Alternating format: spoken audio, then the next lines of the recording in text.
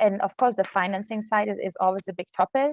And here, I think, no, World Bank and Regional African Development Bank, no, they have a better grip than the United Nations, where we're focusing more on the policy and regulatory side.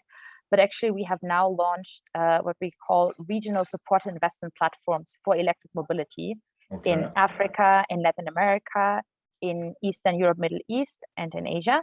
And where we actually try to create what we call marketplaces, where on the one hand, the technology providers present technologies where the project can come and see these technologies and see what fits.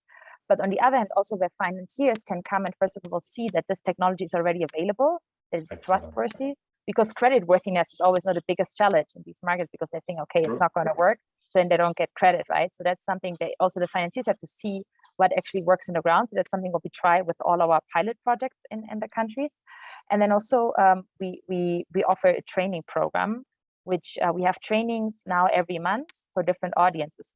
And one audience is actually also local financial institutions, not that provide loans to vehicle manufacturers, to vehicle owners, right? So for them also to know that this technology is not riskier, for example, than others, or not to just be better able to evaluate this risk.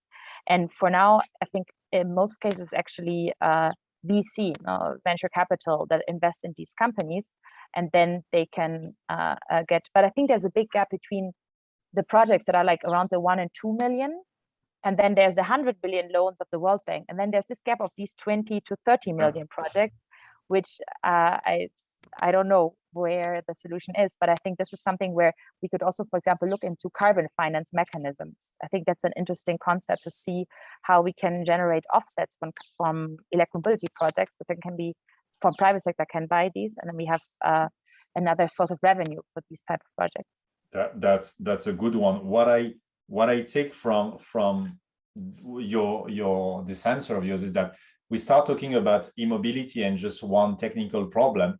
And you basically explain to us that you're going across the entire value chain, and that's what makes the complexity. And when you say, I like as well your point about the gap between the pilot that you're doing at UNEP, you're trying to really create incentive and initiative.